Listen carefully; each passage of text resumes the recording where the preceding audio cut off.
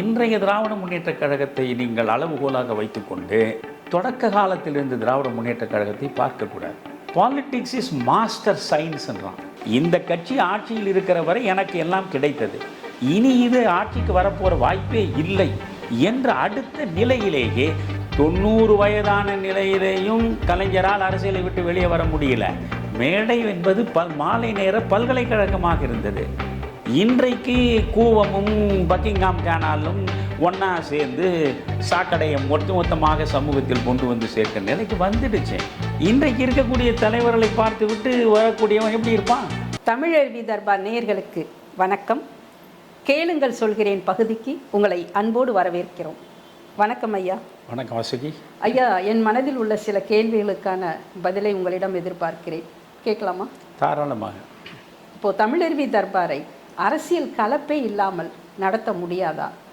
தமிழருவி தர்பாரில் அரசியல் அவசியம்தானா, அல்லது அரசியல் சார்ந்த பதிவுகளை வெளியிட வேண்டும் என்று நீங்கள் விரும்புகிறீர்களா? இன்றைய அரசியல் முற்றமுழுக்க அழுக்கு படிந்த அருவருப்பான இடத்தை நோக்கி சென்று விட்டது. எனவே இந்த அரசியல் உலகத்திலிருந்து முற்றாக விடுபட்டு விலகி நிற்க வேண்டும் என்ற நினைப்போடும் முனைப்போடும் நான் எந்த கட்சியையும் சாராமல் இருந்த தலைமை பொறுப்பையும் விட்டுவிட்டு நான் ஒரு சாதாரண சமூக மனிதனாக நிற்கிறேன். அதிலிருந்தே நீங்கள் புரிந்து கொள்ளலாம், எனக்கு எந்த விதமான அரசியல் ஆசைகளும் கிடையாது. தமிழருவி தர்பார் என்பது நான் உருவாக்கியதல்ல. உலகத்தில் எனக்கென்று எந்த உடைமையும் கிடையாது. என் மீது எல்லையற்ற அன்பு கொண்ட ஒரு நண்பர் இந்த தமிழருவி தர்பார் என்ற பெயரில் ஒரு ஊடகத்தை உருவாக்கலாம் என்று என்னிடம் சொன்னார். இன்றைய யூடியூப் சேனல்களை எல்லாம் பார்க்கிற பொழுது மனதுக்கு மிகவும் வருத்தமாக இருக்கிறது. எனவே அவற்றில் ஒன்றாக இது இருந்து விடலாகாது என்பதனால் அது குறித்து நான் தயங்கினேன். அப்பொழுது அவர் சொன்னார், ஐயா, உங்களுக்கு இந்த தொடங்கும்போது எனக்கு 75 வயது கடந்து விட்டது என்றால் இப்பொழுது 2 ஆண்டுகள் தான் இது தொடங்கி முடிந்து 3ஆம் ஆண்டில் அடி எடுத்து வைத்திருக்கிறது. 75 வயதுக்கு மேல் ஆகிவிட்டது உங்களுக்கு. இனிமேல் நீங்கள் ஊர் ஊராக சென்று மக்களை சந்தித்து உங்களுடைய மனக்கருத்துக்களை வெளிப்படுத்துவதற்கான வாய்ப்புகள் குறைவு. அதனால் இருக்கும் இடத்தில் இருந்தபடியே சமூகத்தோடு நெருக்கமான தொடர்பை நீங்கள் கடைபிடிப்பதற்கு இந்த ஊடகம் உங்களுக்கு எல்லா வகையிலும் உதவியாக இருக்கும். எந்த வகையிலும் ரசக்குறைவான செய்திகளோ பதிவுகளோ இந்த ஊடகத்தில் ஒருபோதும் இருக்காது. உங்களுடைய மேற்பார்வையில் நீங்கள் விரும்பியபடி இந்த ஊடகத்தை நடத்தலாம் என்று அவர் சொன்னார். அவர் மிக அற்புதமான இளைஞர். அதனால் அவர் சொன்னதற்காக நான் அதை ஏற்றுக்கொண்டேன். இப்பொழுதும் இந்த தமிழருவி தர்பாரில் என் பங்களிப்பை தருவதனால் இதன் மூலம் ஒரே ₹1 கூட நான் பெறக்கூடியவனாக இல்லை. நான் என் வீட்டில் தேநீர் அருந்திவிட்டு இங்கே வந்து சமூகத்திற்கு எதையாவது சொல்ல வேண்டும் என்று உங்களோடு சேர்ந்து நான் சொல்லி கொண்டிருக்கிறேன். எனவே என்னை பொறுத்தவரையில் இன்றைய இளைய தலைமுறையிடம் தமிழ் சமூகத்தினுடைய மேன்மையான பண்பு நலன்களையெல்லாம் கொண்டு போய் சேர்த்துவிட வேண்டும் என்பதுதான் தலையாய நோக்கம். இப்பொழுது தமிழ் மொழியை எடுத்துக்கொண்டால் மொழி, இனம், இந்த தேசம், மக்கள், இந்த சூழல்களை பற்றி நாம் பேசத் தொடங்கினாலே போதுமானது. இப்பொழுது தமிழ் உலகில் 6000க்கும் மேற்பட்ட மொழிகள் பேசப்படுகின்றன. அந்த 6000 மொழிகளில் 6 மொழிகள் உயர்தனி செம்மொழிகள், கிளாசிக்கல் லாங்குவேஜஸ் என்று சொல்லப்படுகிற நிலையில் அந்த உயர்தனி செம்மொழிகளில் ஒன்றாக தமிழ் இருக்கிறது. அப்படி அந்த தமிழ் உயர்தனி செம்மொழியாக உலகத்தால் போற்றப்படுவதற்கு காரணம் சங்க காலத்தில் உருவாக்கப்பட்ட இலக்கியங்கள் தான். எனவே 2000 ஆண்டுகளுக்கு முற்பட்ட சங்க இலக்கியங்களில் பொதிந்து கிடக்கும் அற்புதமான வாழ்வியல் சிந்தனைகளை எல்லாம் இன்றைய இளைய தலைமுறையிடம் அறிமுகப்படுத்த வேண்டும் என்று நான் ஆர்வத்தோடு தான் செந்தமிழ் இலக்கிய பற்றி பேசுவதற்காக அதற்கென்று ஒரு தனி தலைப்பையும் கொடுத்து தொடங்கினோம். நீங்களும் நானும் தான் அதில் பங்கேற்றோம். செந்தமிழ் இலக்கிய சாறு, அதாவது சாறு பிழிந்து கொடுத்தால் அவர்கள் எளிதாக பருகுவார்கள் என்ற அடிப்படையில் தான் இந்த தலைப்பை வைத்தோம். புறநானூறிலிருந்து சொல்வதற்கே 1000 செய்திகள் இருக்கின்றன. கலித்தொகையிலிருந்தும் குறுந்தொகையிலிருந்தும் நீங்கள் அந்த 8 தொகை நூல்களை வைத்துக்கொண்டே நாம் எவ்வளவோ செய்திகளை பேசலாம். அதற்கு பிறகு இருக்கிறது 10 பாட்டு, பிறகு நீதி நூல்கள் மலிந்து கிடக்கக்கூடிய 18 கீழ்கணக்கு, இவற்றை பற்றி பேசுவது. 50 காப்பியங்களில் இன்றைக்கு 2 காப்பியங்கள் குண்டலகேசியும் வளையாபதியும் இல்லை, முழுமையாக நமக்கு கிடைக்கவில்லை. ஆனால் மிச்சம் இருக்கக்கூடிய சிலப்பதிகாரம், மணிமேகலை, சிவகசிந்தாமணி குறித்து நாம் பேசலாம். அதிலும் நெஞ்சையள்ளும் சிலப்பதிகாரம் என்று பாரதியே நெகிழ்ந்து போற்றி பாராட்டிய சிலம்பில் இருக்கக்கூடிய அற்புதங்களை பேசலாம். மணிமேகலையில் காணப்படுகின்ற சமயம் சார்ந்த தத்துவங்களை எல்லாம் விரிவாக விளக்கலாம். இந்த ஆர்வம் எனக்கு இருக்கிறது. அதனால்தான் உங்களோடு நான் பேசி இப்படி செந்தமிழ் இலக்கிய சாறு என்று ஒரு பகுதியை தொடங்குவோம் என்று சொன்னேன். ஆனால் நீங்கள் பார்த்தால் அதை பார்க்கக்கூடியவர்களுடைய எண்ணிக்கை 2000 3000 மேல் போகவே இல்லை. நம்முடைய நோக்கம் இன்றைய இளைய தலைமுறை பார்க்க வேண்டும் என்பது தான். அப்படி எந்த இளைய தலைமுறையும் தமிழறிவு தர்பாரை நோக்கி தன் பார்வையை திருப்பவும் இல்லை, இதை பார்க்கவும் இல்லை. இதுபோன்று பல்வேறுபட்ட ஆன்மீகம் சார்ந்த, பண்பாடு சார்ந்த, மொழி சார்ந்த, நம் இனம் சார்ந்த எத்தனையோ செய்திகளை நாம் தொடர்ந்து வெளிப்படுத்தி இருக்கிறோம். இந்த 2 ஆண்டுகளில் நீங்கள் பார்த்தால் தமிழறிவு தர்பாருடைய பதிவுகளை ரொம்ப வியப்பாக இருக்கும், பெருமிதத்தோடு நாம் சொல்லலாம். ஆனால் அப்படிப்பட்ட பதிவுகளை ஒரு 3000 பேர் 4000 பேருக்கு மேல் பார்ப்பது கிடையாது. ஆனால் அரசியல் சார்ந்து ஏதாவது வாய் திறந்து சொன்னால் ஒரே நாளில் 30,000 பேர் பார்க்கிறார். அப்படி என்றால் தினவெடுத்த அரசியலைத்தான் இவர்கள் நேசிக்கிறார்களே தவிர, குப்பையாகிவிட்ட, அழுக்கேறிவிட்ட, சாக்கடையாகிவிட்ட, சமூகத்தின் சாபமாக மாறிவிட்ட இந்த அரசியலை பேசினால் நாங்கள் பார்ப்போம், இல்லை என்றால் பார்க்க மாட்டோம் என்ற முடிவோடு இருக்கக்கூடிய இந்த சமூகத்தில் நாம் என்ன செய்ய முடியும்? Be a Roman when you are at Rome என்று சொல்லுவார்கள். நாம் இப்படிப்பட்ட மனிதர்களுக்கு நடுவே இந்த தமிழறிவு தர்பாரை கொண்டு போக வேண்டும் என்றால் எந்த லாப நோக்கமும் இல்லாத ஒரே சமூக வலைத்தளம் என்று சொன்னாலும் சரி, சமூக ஊடகம் என்று சொன்னாலும் சரி, தமிழறிவு தர்பார் என்று நெஞ்சு நிமிர்த்தி நான் சொல்லுவேன். எந்த லாப நோக்கத்தோடும் அந்த இளைஞர் நடத்தவில்லை. சொல்லப்போனால் மாதந்தோறும் நட்டத்தில் இதை நடத்தி கொண்டிருக்கிறார். புரிகிறதா? நல்ல நோக்கங்கள் எப்பொழுதுமே தமிழரால் பெருமளவுக்கு போற்றப்படுவதும் இல்லை, அவை அங்கீகரிக்கப்படுவதும் இல்லை, அவை ஆராதிக்கப்படுவதும் இல்லை. எனவே இந்த நிலையில் என்ன செய்வது? அதனால் எப்பொழுதாவது ஒன்று, நான் அடிக்கடி சொல்லுவேன், காலையில் கண் விழிப்பதிலிருந்து இரவு படுக்கப் போகிற வரை நம்முடைய விதியை எழுதக்கூடியது அரசியல் தான். எனவே man is a political animal. Plato man is a social animal என்று சொன்னார். ஆனால் பிளாட்டோவுக்கு பின்னாலே வந்த அரிஸ்டாட்டில் அதை அப்படியே புரட்டி போட்டு man is a political animal என்று சொன்னார். மனிதன் ஒரு சமூக விலங்கு என்று பிளாட்டோ சொன்னது போய் மனிதன் ஒரு அரசியல் விலங்கு என்று அரிஸ்டாட்டில் சொன்னது தான் இன்றைக்கு நிற்கிறது. எனவே அரசியல் என்றால் தான் இவர்களுக்கு ஆர்வம் இருக்கிறது. அதிலும் குறிப்பாக எவனையாவது இழித்தும் பழித்தும் தரம் தாழ்ந்தும் நீங்கள் பேசத் தொடங்கிவிட்டால் 10 லட்சம் பேர் 20 லட்சம் பேர் என்று விழுந்து விழுந்து பார்க்கக்கூடிய நிலை இன்றைக்கு உருவாகி இருக்கிறது. இன்னும் சொல்ல போனால் தனி மனித அவதூறுகளை நீங்கள் பேசத் தொடங்கிவிட்டால் 10 லட்சத்திற்கு மேல் சர்வசாதாரணமாக பார்க்கிறார்கள். அவருடைய நோக்கம் சாக்கடையை கொண்டு வந்து ஒவ்வொரு மனிதனுடைய இதயத்திற்குள்ளே ஊற்றி அதன் மூலம் தங்களுடைய சம்பாத்தியத்தை பெருக்கிக் கொள்ள வேண்டும் என்பதற்கு மேல் எந்த மேலான நோக்கமும் இவர்களுக்கு இல்லை. இந்த ஊடகங்களுக்கு நடுவே தான் நாம் நம்முடைய தமிழறிவு தர்பாரை நடத்த வேண்டி இருக்கிறது. அதனால் எந்த நிலையிலும் தரம் தாழ்ந்து போவது என்பது நமக்கு ஒருபோதும் உடன்பட்டதில்லை. ஆனால் சில நேரங்களில் இந்த அரசியலில் நடக்கக்கூடிய தவறுகளை நாம் சுட்டிக்காட்டுவது கூட ஒரு விதமான சமூக பொறுப்பு என்று நான் நினைக்கிறேன். அதனால் வெறும் மௌன பார்வையாளனாக இருப்பது என்பது கூடாது. ஏனென்றால் ராஜாஜியே ஒரு முறை மிக அழகாக சொல்லி இருக்கிறார். அதாவது பேசும் திறனற்ற மனிதர்களும் கேட்கும் திறனற்ற அரசும் இருக்கக்கூடிய இடத்தில் ஜனநாயகம் இறந்துவிடும் என்கிறார். மனிதர்கள் பேச வேண்டும். அரசின் தவறுகள் எதுவாக இருந்தாலும் அவற்றை தருகன் ஆண்மையோடு எடுத்து பேச வேண்டும்.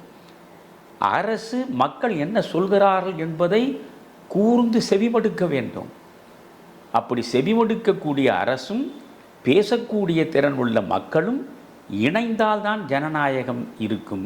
இல்லை என்றால் ஜனநாயகம் செத்துவிடும் என்று ராஜாஜி சொன்னார். எனவே நம்மால் இயன்ற அளவுக்கு எப்பொழுதாவது எல்லை மீறிய தவறுகள் நடக்கிற பொழுது அவற்றை இன்றைய சமூகத்திற்கு கோடிட்டு காட்டுவதற்கு நாம் இப்பொழுது அந்த அரசியல் கூவத்திற்குள் நாம் இறங்கவில்லை. இப்பொழுது ஆனால் அந்த கூவத்தினுடைய நாற்றத்திற்கு எதையாவது நாம் மருந்து தெளிக்க முடியுமா என்ற முயற்சியை மேற்கொள்கிறோம். ஒரு ஓரத்தில் நின்று கொண்டு எப்பொழுதாவது சில பதிவுகளை போடுவது என்று முடிவெடுத்திருக்கிறோமே தவிர, இப்பொழுதும் சொல்கிறேன், அரசியல் பதிவுகளை வேண்டாம். மிகச்சிறந்த முறையில் தமிழ் சமூகத்தை மேம்படுத்தக்கூடிய நிலையில் நீங்கள் இனம் சார்ந்தும் மொழி சார்ந்தும் நாடு சார்ந்தும் நல்லவர்கள் சார்ந்தும் ஏராளமான பதிவுகளை போடுங்கள். நாங்கள் பல்லாயிரக்கணக்கில் பார்த்து பரவசப்படுவதற்கும் எங்களை பக்குவப்படுத்திக் கொள்வதற்கும் தயாராக இருக்கிறோம் என்று சொல்லட்டும். தானாகவே இதை மாற்றிவிடலாம். நீங்கள் ஒன்று யோசியுங்கள். எந்த நீங்கள் ஊடகத்தை பார்த்தாலும் அதில் ஷேர் பண்ணுங்கள், லைக் பண்ணுங்கள், சப்ஸ்கிரைப் பண்ணுங்கள் என்று தான் சொல்வார்கள். நான் ஒருபோதும் அதை அனுமதிப்பதில்லை. நீங்கள் ஷேர் பண்ணுவதோ நீங்கள் லைக் பண்ணுவதோ அது உங்களுடைய விருப்பம். இது மிகச்சிறப்பான ஒரு ஊடகம் என்று நீங்கள் நினைத்தால் அதில் சப்ஸ்கிரைப் பண்ணுங்கள், இல்லை என்றால் விட்டுவிடுங்கள். அந்த நிலையிலும் இதற்கு ஏறக்குறைய 2 லட்சம் பேர் மிகச்சிறந்த பார்வையாளர்களாக இருந்து இந்த தமிழருவி தர்பாரை உயிர் வாழச் செய்கிறார்களே, அவர்களுக்கு என்னுடைய சிறந்தாழ்ந்த வணக்கங்கள். ஐயா, நீங்கள் ஒரு கிட்டத்தட்ட 60 வருடங்களாக நேர்மையான, தூய்மையான, அதே சமயம் எளிமையான ஒரு அரசியல் பாதையில் பயணித்து வந்திருக்கிறீர்கள். நீங்கள் அன்று பார்த்த அரசியலுக்கும் இன்று இருக்கிற அரசியலுக்கும் என்ன வித்தியாசங்களை உங்கள் பார்வையில் நீங்கள் பார்க்கிறீர்கள்? அன்றைய அரசியலை இன்றைய அரசியலோடு ஒப்பிட்டு பார்க்கவே முடியாது வாசுகி. அப்படி ஒப்பிட்டு பார்த்தால் இமயமலைக்கும் பரங்கி மலைக்கும் இடையே இருக்கக்கூடிய வேறுபாட்டைத்தான் உங்களால் வெளிப்படுத்த முடியும். நான் 1948 டிசம்பர் மாதம் பிறந்தவன். எனவே சுதந்திர இந்தியாவில் தான் நான் பிறந்தேன். இன்று வரையில் நான் யாருக்கும் அடிமையாக ஒருபோதும் வாழ்ந்ததில்லை. எனவே அடிமை இந்தியாவிலும் நான் பிறக்கவில்லை. 48இல் நான் பிறந்தேன். 49இல் திராவிட முன்னேற்றக் கழகம் தொடங்கப்பட்டது. புரிகிறதா? அதற்கு முன்பு திராவிடர் கழகம்தான் இருந்தது. பிறகு நான் மெல்ல பள்ளி பருவத்திலிருந்து கல்லூரி பருவம் வருகின்ற வரையில் பார்த்தால் அன்றைய அரசியலை நீங்கள் முக்கியமான கட்சிகள் 3 தான். ஒன்று காங்கிரஸ், இன்னொன்று திராவிட இயக்கம். அது திராவிடர் கழகத்திலிருந்து பிரிந்து வேகமாக வளர்ந்து கொண்டிருந்த திமுக கழகம். இன்னொன்று கம்யூனிஸ்ட் இயக்கம். நீங்கள் கல்லூரியில் நான் படிக்கிற பொழுது பார்த்தால் ஒரு 5 பேர் மாணவர்கள் என்று இருக்கிறார்கள் வைத்துக்கொள்ளுங்களேன். அந்த 5 மாணவர்களில் நீ எந்த கட்சி என்று கேட்டார், அந்த 5 பேரில் நிச்சயமாக 2 பேர் திராவிட முன்னேற்றக் கழகம் என்று சொல்வார்கள். அவர்களுக்கு அந்த ஈர்ப்பு இருந்தது. 5 பேரில் 2 பேர் திராவிட முன்னேற்றக் கழகம் என்று சொல்லுவார்கள். ஒருவர் காங்கிரஸ் என்று சொல்லுவார், இன்னொருவர் கம்யூனிஸ்ட் கட்சி என்று சொல்லுவார், இன்னொருவர் பெரியாருடைய திராவிடர் கழகத்தில் இருக்கிறேன் என்று சொல்வார். ஆக சுற்றி நீங்கள் பார்த்தால் காங்கிரஸ், கம்யூனிஸ்ட், திராவிட முன்னேற்றக் கழகம், அடுத்து பெரியார் மீது பெரும்பக்தி கொண்ட பிள்ளைகள் சேர்ந்து இருக்கக்கூடிய திராவிடர் கழகம், இவ்வளோதான் கட்சிகள். புரிகிறதா? இந்த சித்தாந்த ரீதியாக நான் என்ன சொல்கிறேன், காங்கிரஸுக்கென்று ஒரு லட்சியம், ஒரு சித்தாந்தம், ஒரு கோட்பாடு அதன் அடிப்படையில் உருவெடுத்தது. அதேபோல் கம்யூனிஸ்டுகள் சித்தாந்த ரீதியாகவே தங்களை செதுக்கி கொண்டவர்கள். சரியோ தவறோ திராவிட முன்னேற்றக் கழகம் அதற்கென்று ஒரு சித்தாந்தத்தை முன்னிறுத்தி அந்த சித்தாந்தத்தின் அடிப்படையிலே தான் அரசியலை தொடங்கியது. நான் சொல்வது 70 ஆண்டுகளுக்கு முன்பு. புரிகிறதா? திராவிடர் கழகம் அதற்கென்று மூடநம்பிக்கை ஒழிப்பு, கடவுள் மறுப்பு என்றெல்லாம் அதற்கென்று ஒரு லட்சியத்தை வைத்துக்கொண்டு ஒரு பக்கம் போராடி கொண்டிருந்தது. நான் ஓரளவு அறிவு தெளிந்து அரசியல் உலகத்தை பார்க்க தொடங்கிய பொழுது இருந்த தலைவர்களை இப்பொழுது யோசிக்கிறேன். காங்கிரஸ் என்றால் பெருந்தலைவர் காமராஜர். காமராஜரோடு இருந்தவர்கள் சி. சுப்பிரமணியம், ஆர். வெங்கட்ராமன், பக்தவச்சலம், அவ்வளவு பேரும் தனித்தனியாக திறமை உள்ளவர்கள், சமூக நேயம் கொண்டவர்கள், ஆட்சியை மிகச்சிறப்பாக நடத்துகின்ற வல்லமை பெற்றவர்கள். காங்கிரஸ் என்று பார்க்கும் பொழுது அது தியாகத்தின் அடிப்படையில் காந்தியத்தின் கடைசி எச்சமாக வந்தவர்கள் தான் காமராஜர் போன்ற மனிதர்கள் எல்லாம். அதே போன்று கம்யூனிஸ்டுகளை பார்த்தால் வியக்கத்தக்க மனிதர்கள், தங்கள் வாழ்வு முழுவதையும் சமூக நலனுக்காகவே அர்ப்பணித்து விட்ட வேள்விக்காரர்கள். அப்படிப்பட்டவர்கள் தான் தோழர் ஜீவானந்தம் போன்றவர்கள். தோழர் ஜீவானந்தம் ஆனாலும் சரி, பி. ராமமூர்த்தி ஆனாலும் சரி, இவர்களெல்லாம் அன்றைக்கு கம்யூனிஸ்ட் இயக்கத்துடைய மகத்தான தலைவர்களாக இருந்தவர். கல்யாண சுந்தரத்திலிருந்து மணலி கந்தசாமியிலிருந்து ஏராளமான கம்யூனிஸ்ட் இயக்க தலைவர்களை சொல்லிக்கொண்டே வரலாம். ஒவ்வொருவரும் சுயநலமே இல்லாமல் சமூக நலன் சார்ந்து செயற்பட்ட அற்புதமான தலைவர்கள் ஒரு பக்கமாக இருந்தார்.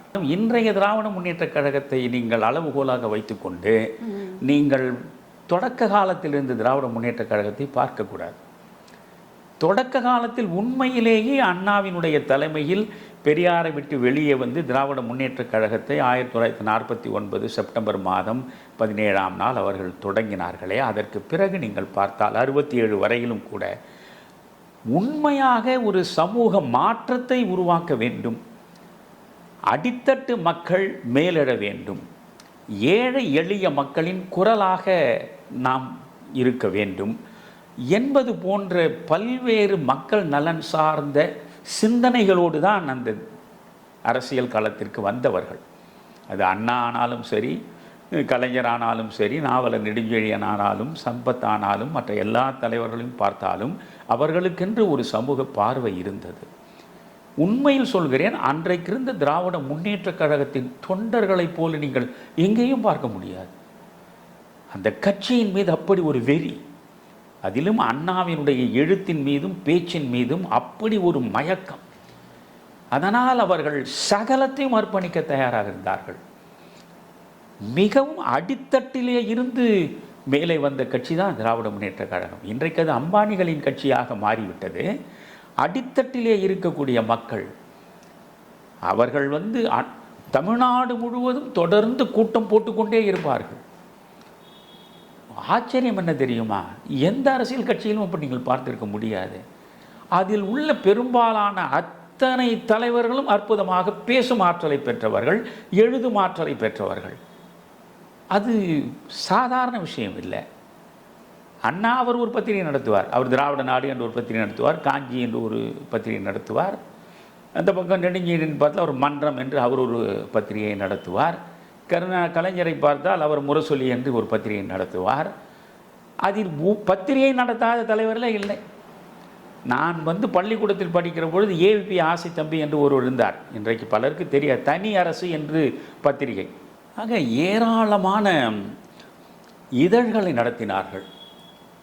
அனைவரும் ஊர் ஊராக சென்று மேடைகளில் முழங்கியது ஒரு பக்கம், பேனா பிடித்து ஒவ்வொருவரும் ஆளுக்கு ஒரு பத்திரிகையை நடத்தியது மறுபக்கம்.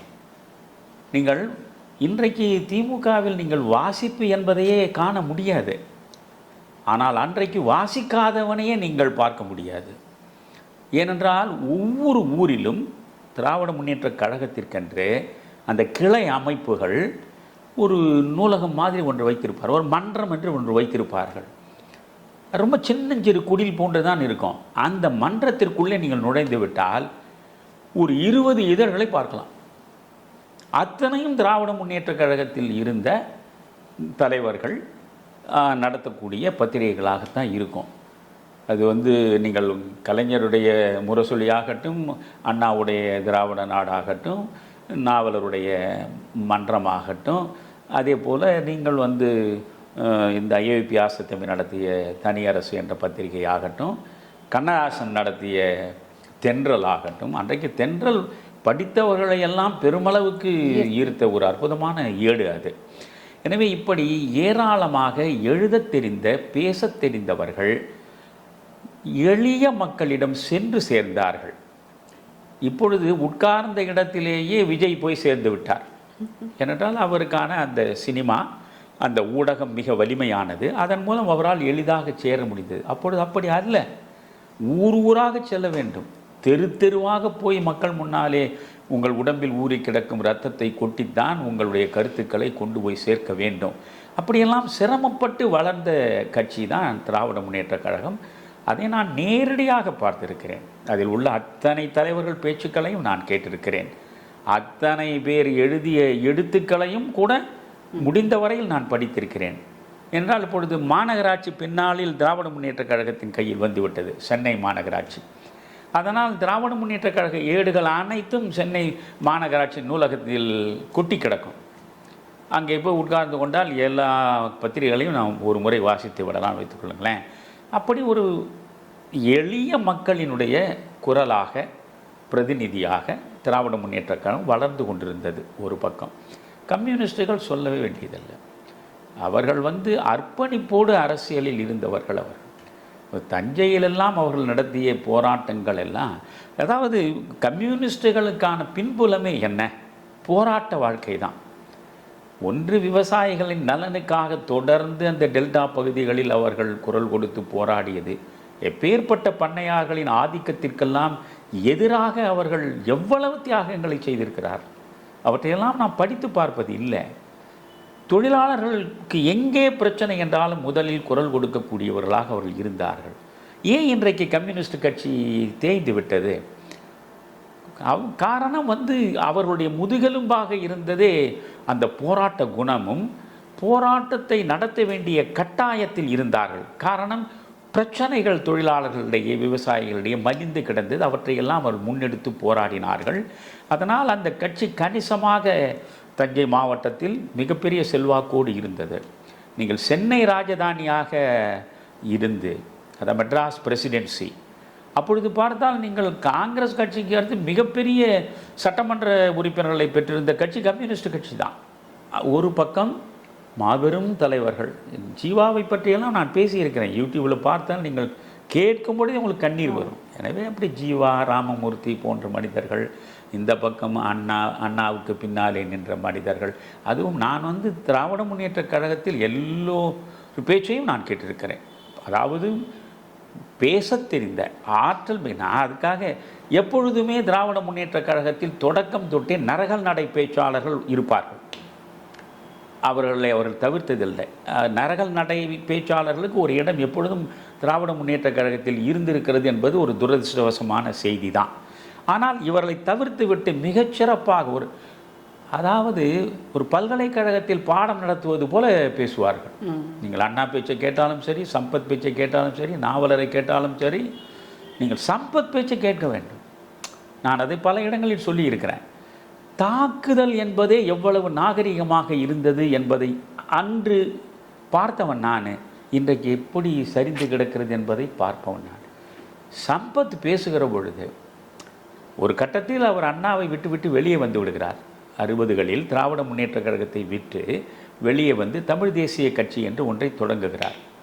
அதுவரையில் அண்ணா அண்ணா அண்ணா என்று வாய் மணக்க போற்றி பாராட்டி கொண்டிருந்த சம்பத் அவரை எதிர்த்து பேச வேண்டிய நிலையில் அவர் மேடையில் பேசுவார். எப்படி பேசுவார் தெரியுங்களா? பல கூட்டங்களை தேடி தேடி சென்று கேட்டவன் நான். சம்பத் மீது எனக்கு ஒரு ஆறா காதல் உண்டு. அவர் பேசுவார், தோழர் அண்ணாதுரை, நேற்று வரை அறிஞர் அண்ணா என்று பேசி இப்பொழுது தோழர் அண்ணாதுரை என்பார், அல்லது திருவாளர் அண்ணாதுரை என்பார். வெறும் பெயரை சொல்ல மாட்டார். தோழர் அண்ணாதுரை பொய் பேசினார் என்று நான் சொல்ல மாட்டேன், அவர் உண்மைக்கு புறம்பாக பேசி இருக்கிறார். என்ன அழகு பாருங்க, ரெண்டும் ஒன்று தான். பொய் பேசினார்னு சொன்னால் கூட கொஞ்சம் காயப்படுகிறார் போன்று வன்மையான வார்த்தையாகிவிட்டதோ என்று நினைத்து அவர் பொய் பேசுகிறார் என்று சொல்ல மாட்டேன், உண்மைக்கு புறம்பாக பேசியிருக்கிறார். இப்படி இருந்த மேடைகள் அப்பொழுது. அன்றைக்கு மேடைகள் அனைத்துமே அரசியல் விழிப்புணர்வை தேடித்தரக்கூடிய மாலை நேர கல்லூரிகளாக இருந்த காலம் அது. ராஜாஜி எப்பேற்பட்ட மனிதன்! ராஜாஜியை பற்றி நீங்கள் அவர் பிராமணராக பிறந்தது, அவர் பிராமண குலத்தையே காப்பதற்காக அவதரித்தவர் என்பது போல பல்வேறு குற்றச்சாட்டுகளை சொல்வதெல்லாம் ஒரு பக்கம் மூலையில் தள்ளுங்கள். அவரை போல் ஒரு துறவு வாழ்க்கை வாழ முடியுமா? இன்றைக்கும் நீங்கள் திருச்செங்கோடு சென்றால் காந்தி ஆசிரமம் இருக்கிறது. 1930களுக்கு முன்பே அந்த ஆசிரமத்தை அவர் இங்கே தொடங்கினார். அந்த திருச்செங்கோடில் இன்றைக்கு இருக்கிற திருச்செங்கோடு அல்ல, அது ஒரு கிராமம். அந்த கிராமத்தின் வெளிப்பக்கத்தில் கடுமையான காடு. அந்த காட்டுக்கு இடையே தான் இவர் ஆசிரமத்தை அமைக்கிறார். அப்பொழுது சேலத்தில் புகழ்பெற்ற வழக்கறிஞராக இருக்கிறார். ஆயிரக்கணக்கில் வருவாய் வரக்கூடிய வழக்கறிஞர். ஆனால் அதையெல்லாம் விட்டுவிட்டு குடும்பத்தோடு மாட்டு வண்டியில் ஏறி திருச்செங்கோடுக்கு சென்று அங்கே ஒரு குடில் அமைத்து கொண்டு அந்த குடிலில் இருந்தபடி பக்கங்களில் இருந்த தாழ்த்தப்பட்ட ஒடுக்கப்பட்ட சமூகத்து மக்களை எல்லாம் வரவழைத்து அவர்களுக்கு வேலை வாய்ப்பை தேடி கொடுத்து அங்கே காந்தி ஆசிரமத்தை அவர் நடத்துகிறார். அவருடைய கழிப்பறையை நான் பார்த்து கண்ணீர் விட்டேன். அவர் சின்ன குடில் அது, அவருக்கென்று ஒரு அறை, அதில் அவர் படுப்பதற்கும் படிப்பதற்கும். அவர் கழிப்பறையே வெறும் 2 செங்கல் இருக்கும். அந்த இடம்தான் அவர் கழிப்பறையாக இருந்தது. அவ்வளவு எளிமையாக வாழ்ந்த ஒரு துறவி. இவர் மட்டும் இல்லை, அன்றைக்கு அப்படித்தான் பல பேர் இருந்தார். பொது வாழ்க்கையில் வந்தவர்கள் மக்களுக்கு தொண்டாற்ற வேண்டும் என்ற நோக்கத்தோடு மட்டும்தான் வந்தார்கள். புரிகிறதா? அந்த இடத்தில் அரசியல் தொடங்கி நான் பார்த்திருக்கிறேன். இப்பொழுது மக்கள் நலனுக்கும் இன்றைய அரசியல் கட்சிகளின் தலைவர்களுக்கும் எள்மூக்கின் முனையளவு கூட தொடர்பு கிடையாது. நிச்சயமாக கிடையாது. ஹிப்போக்ரசி அண்ட் டபுள் ஸ்டாண்டர்ட் என்று ஆங்கிலத்தில் சொல்வார்கள். அதுபோல போலித்தனமும் இரட்டை வேடமும் தான் இன்றைக்கு இருக்கக்கூடிய அரசியல் தலைவரிடம் இருக்கு. இதில் விதிவிலக்காக நீங்கள் ஓரிருவரை கூட என்னால் சுட்டி காட்ட முடியாது. வந்திருக்கக்கூடிய அனைவரும், இன்றைக்கு அரசியல் கட்சி நடத்தக்கூடிய அனைவரும் அவரவர் வசதிக்காகவும் அவரவருக்கான பதவிக்காகவும் அவரவர் அனுபவிக்க வேண்டிய அதிகாரத்திற்காகவும் அவரவருக்கு தேவைப்படுகிற சொத்துக்களை சேர்ப்பதற்காகவும் தான் பல்வேறு பெயர்களில் பல்வேறு கட்சிகளை அவர்கள் நடத்துகிறார்களே தவிர அவர்கள் பேசுவது அனைத்தும் பொய். நான் இவ்வளவு வன்மையாக சொல்வதற்கு வருத்தப்படுகிறேன். இதில் எந்த கட்சியுமே விதிவிலக்கு இல்லை என்கிறேன். மக்கள் நலனுக்காக இன்றைக்கு கட்சிகள் கிடையாது. நீங்கள் டிஎஸ் ஜார்ஜ் என்று இந்தியன் எக்ஸ்பிரஸ் பத்திரிகையில் தொடர்ந்து எழுதுவார். நான் விரும்பி விரும்பி வாசித்திருக்கிறேன். மிக அற்புதமான இதழாளர்கள் பேனா பிடித்து எழுதிய காலம் அது என் இளமை காலத்தில். அவர் ஒவ்வொரு சண்டே எக்ஸ்பிரஸிலும் ஒரு கட்டுரை எழுதுவார். அதனுடைய தொகுப்பு ஒன்று வந்திருக்கிறது புத்தகமாக. அந்த புத்தகத்தின் பெயர் என்ன தெரியுமா? The first resort of scoundrels. First resort of scoundrels. அப்படின்றால் போக்கிரிகளின் முதல் புகலிடம் பாலிடிக்ஸ். என்னடா ஃபர்ஸ்ட் ரிசார்ட் ஆஃப் ஸ்கவுண்ட்ரல்னு போட்டிருக்காருன்னு உள்ளே பார்த்தீங்கன்னா கம்ப்ளீட்டாக பாலிடிக்ஸ் பற்றி தான். அது முன்னெல்லாம் last resort of scoundrels is politics என்று சொல்லுவான். அது இல்லை, லாஸ்ட் இல்லைடா, அதான் ஃபஸ்ட். இதுதான் போக்கிரிகளின் முதல் புகலிடம்னு எழுதுவார். அதில் ஒரு இடத்துல ரொம்ப பல்கிவாலாவை பற்றி அவர் குறிப்பிடுகிறார். இதையெல்லாம் இன்றைய தலைமுறை கேட்கணுன்ற ஆர்வத்தில் நான் சொல்கிறேன். பல்கிவாலா மாதிரி மனிதனெல்லாம் பார்க்க முடியாது. மிகப்பெரிய கான்ஸ்டிடியூஷனல் எக்ஸ்பர்ட் அவர். கான்ஸ்டிடியூஷனில் கரைச்சி குடித்தவர். பட்ஜெட் போடப்பட்டு வச்சுங்க, மத்திய அரசுடைய பட்ஜெட் வந்தது. பட்ஜெட் வந்த அடுத்த நாள் பம்பாயில் அவர் பேசுவார். இன்றைக்கு மும்பை, அன்றைய பம்பாய். லட்சக்கணக்கில் கூடுவார்கள். கின்னஸ் ரெக்கார்டு இருக்கு. ஒரு பட்ஜெட்டை அவர் விவரித்து பேசுவதை கேட்பதற்கு லட்சக்கணக்கில் கூடுவார்கள். அவர் மொரார்ஜியினுடைய ஜனதா கட்சி ஆட்சியின் பொழுது அமெரிக்காவினுடைய தூதுவராகவும் பணியாற்றினார். மிகப்பெரிய அறிவாளி அவர். தன் கண் முன்னாலேயே இந்த தேசம் சீரழிந்து சிதைந்து கொண்டிருக்கிறது என்று நொந்து நொந்து வெம்பி வெம்பி அழுது அழுது எழுதியிருக்கிறார். ஒரு நேர்காணலில் அழுகிறார் அவர். அப்பேற்பட்ட அறிஞர் அழுகிறார். இந்த இந்திய சமுதாயம் எப்படிப்பட்டது? அரச நாற்காலியில் அமர்ந்திருந்தவன் அரசை துறந்து விட்டு அவன் முழுக்க முழுக்க துறவியாக காட்டிற்கு போனான் என்பதை பார்த்த சமூகம் இது. ஆனால் இன்றைக்கு எந்த அளவுக்கு அரச நாற்காலில் அமர்ந்திருப்பவர்கள் சுயநலத்தின் வடிவமாக சுருங்கிவிட்டார்கள். தேசம் எப்படி வந்து விட்டது, மக்கள் எப்படி மாறிவிட்டார்கள். ஒரு வரி சொல்வார், அதோடு முடிக்கிறேன் நான். அவர் சொல்கிறாரு, ரொம்ப ஆழமாக யோசிக்க வேண்டியது. we have a first class constitution and third class leadership என்கிறார். ரொம்ப அருமை. அற்புதமான அரசியலமைப்பு சட்டம், முதல் தரமான அரசியலமைப்பு சட்டத்தை நாம் வைத்திருக்கிறோம். ஆனால் மூன்றாம் தரமான அரசியல் தலைவர்களைத்தான் நாம் சந்தித்து கொண்டிருக்கிறோம் என்றார். எனவே அன்றைய அரசியல் வேறு, அது பொய்யாய் கனவாய் பழங்கதையாய் போய்விட்டது. இன்றைய அரசியல் உலகத்திற்கும் அந்த அரசியல் உலகத்திற்கும் சம்பந்தமே கிடையாது. உங்களுடைய அரசியல் அனுபவத்தில் நீங்கள் மிகப்பெரிய அரசியல் பெருந்தலைவர்களோடு சந்திக்கிற வாய்ப்பு கிடைத்திருக்கும், அவர்களோடு உரையாடக்கூடிய சந்தர்ப்பங்களும் அமைந்திருக்கும். அன்று இருந்த அரசியல் தலைவர்களின் அணுகுமுறைகள் எப்படி இருந்தன, இப்போது இருக்கின்ற அரசியல் தலைவர்களின் அணுகுமுறைகள் எப்படி இருக்கின்றன? என்ன இதுக்கு முன்ன சொன்னது என்னுடைய விரிவாக்கமாகத்தான் மறுபடியும் பேச வேண்டியிருக்கும். அன்றைக்கு இருந்த தலைவர்கள் எளிமையானவர்கள், முதலில் எளிமையானவர்கள். நானெல்லாம் படிக்கிற காலத்தில் ஒரு 10 மாணவர்கள் ஒன்றாக சேர்ந்து, காமராஜர் அப்பொழுது நான் படிக்கிற பொழுது அகில இந்திய காங்கிரஸினுடைய தலைவராகிவிட்டார். நான் 66லேருந்து 69 தான் மாநில கல்லூரியில் படித்தேன். அப்பொழுது அவர் அகில இந்திய காங்கிரஸ் தலைவராகிவிட்டார். 69 கட்சி 2ஆக பிளவுபட்டது. எப்பொழுதாவது அவர் பெரும்பாலும் அகில இந்திய காங்கிரஸ் தலைவராக இருந்தனால் டெல்லியில் தான் இருப்பார். இப்போ சென்னையில் எப்பொழுது வருகிற பொழுது சென்னையில் இருக்கிறார் என்று தெரிந்தால் நாங்கள் ஒரு 10 மாணவர்கள் சர்வசாதாரணமாக போவோம். திருமலை பிள்ளை வீதியில் காமராஜர் வீட்டு வாசலில் வைரவன் அவருடைய பணியாளர், அவருக்கென்றே வாழ்வை அர்ப்பணித்த மனிதன், அந்த வைரவன் இருப்பார். அவரை நாங்கள் பார்த்து ரொம்ப உரிமையாக வைரவன் தலைவரை நாங்கள் பார்க்க வேண்டும். அதனால் என்ன, இருங்க மேலே இருக்காரா கீழே இருக்காரா பார்க்குறேன் அப்படின்வார். அந்த படுக்கிறது மேலே இருக்க, அப்புறம் கீழே பார்க்குறேன்வார்.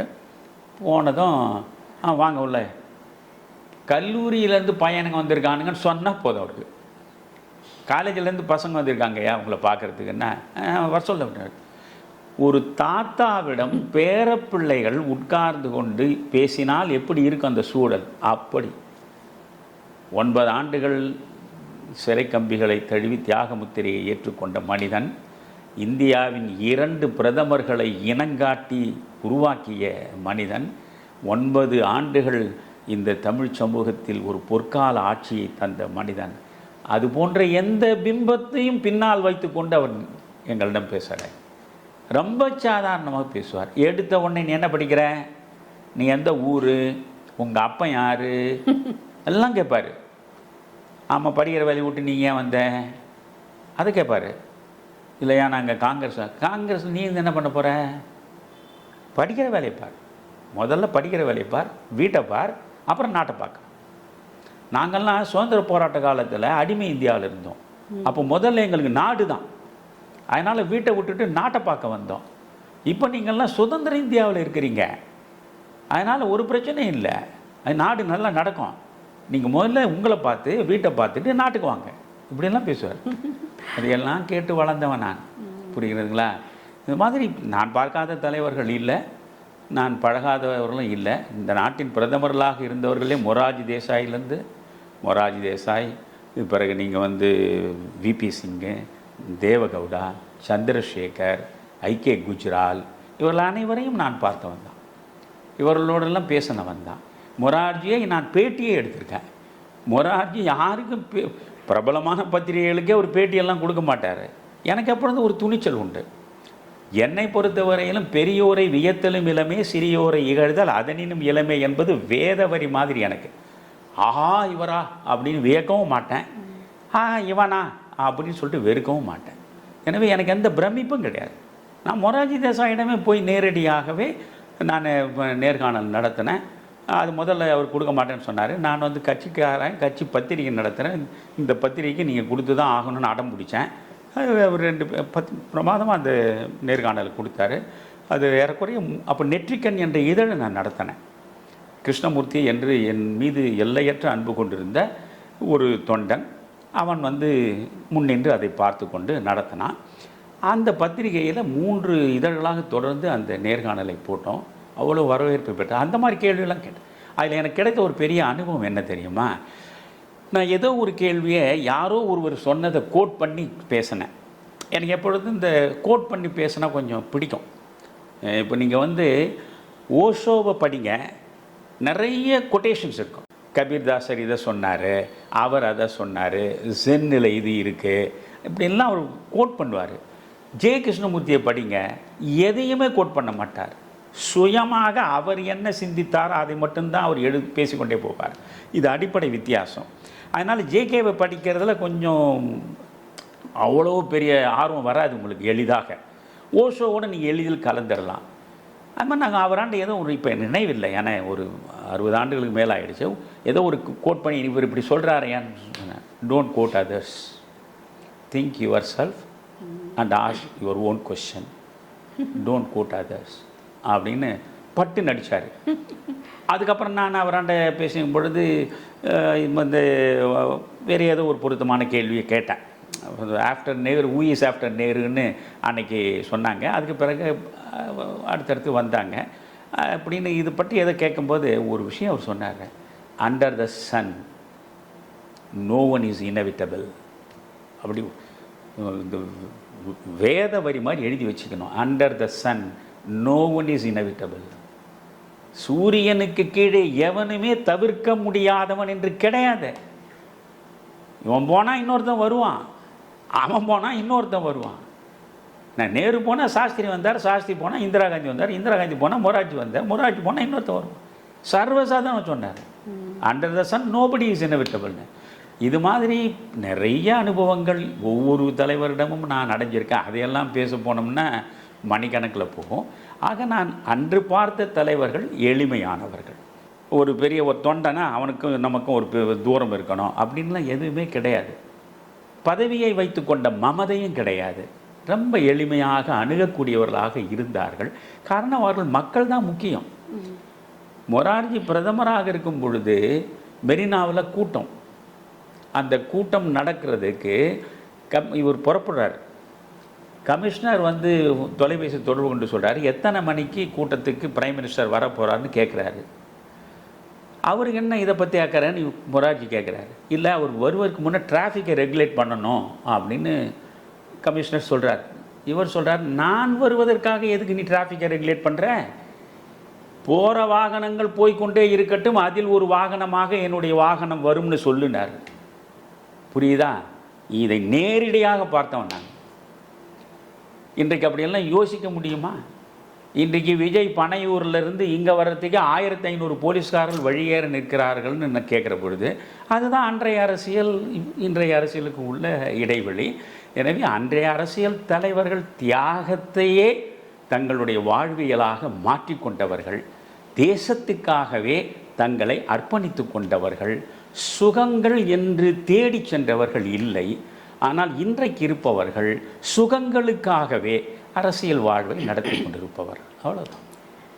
இளைஞர்கள் அரசியலுக்கு வருவது வரவேற்கத்தக்க ஆக்கப்பூர்வமான ஒரு செயல் என்று நாம் நினைக்கிறோம். இன்று இளைஞர்களின் கையில் தான் ஆட்சியே இருக்கிறது. இந்த மாற்றத்தை நீங்கள் எப்படி பார்க்கிறீர்கள்? அதாவது வாசகி, தேங்கி கிடப்பது எதுவானாலும் சாக்கடை தான். மழை நீர் வானத்திலிருந்து மண்ணுக்கு வருகிற பொழுது அதை விட பரிசுத்தமானது எதுவும் கிடையாது. ஆனால் அந்த பரிசுத்தமான தண்ணீரே ஒரு பள்ளத்தில் நீண்ட காலம் தேங்கி கிடந்தால் அதுவே குட்டையாகி பிறகு நாரி கிடக்கிற சாக்கடையாக மாறிவிடும். எனவே தேங்குவது வாழ்க்கை அல்ல, ஆறு போல் இயங்கிக் கொண்டே இருப்பது தான் வாழ்க்கை. ஆறு என்பதற்கு என்ன பெருமை? ஒரு நொடியில் நாம் பார்க்கிற ஆறு வேறு, அடுத்த நொடியில் நாம் பார்க்கிற ஆறு வேறு. தண்ணீர் ஓடிக்கொண்டே இருக்கிறது. ஒரே தண்ணீரில் நீங்கள் கால் வைத்து கொண்டு நிற்பது கிடையாது. அதனால தான் ஒரு கிரேக்க தத்துவ ஞானி ஒரு 2500 ஆண்டுகளுக்கு முன்னையே சொல்லிட்டான், புதிய வரவுகள் வருவதை வரவேற்கணும், இளைய சமூகம் வரணும். எதில் சிந்தனை அளவில் செயல் அளவில் கேடு தட்டி போனால் அது சமூகத்தின் சாபமாகிவிடும். வரணும். வரக்கூடியவர்கள் பொறுப்புணர்ச்சி உள்ளவர்களாக இருக்கணும். அரசியலுக்குள்ளே குறிப்பாக வருவதாக இருந்தால் அரசியல் என்றால் என்ன என்ற அடிப்படை அறிவு உள்ளவர்களாக வர வேண்டும். நான் மீண்டும் அரிஸ்டாட்டிலே சொல்கிறேன். அரிஸ்டாட்டில் தான் சொல்கிறான், பாலிடிக்ஸ்னு அரிஸ்டாட்டில் எழுதின புத்தகமே இருக்கு. அவனே சொல்கிறான், பாலிடிக்ஸ் இஸ் மாஸ்டர் சயின்ஸ்ன்றான். ஏதோ சாதாரண பிள்ளை விளையாட்டு அல்ல என்றால் அத்தனை கோடிக்கணக்கான மக்களின் விதி எழுதுகிற இடம் அது. So politics is master science. அரசியல் என்பது தான் தலைமை சார்ந்த அறிவியல்னு சொல்கிறான்.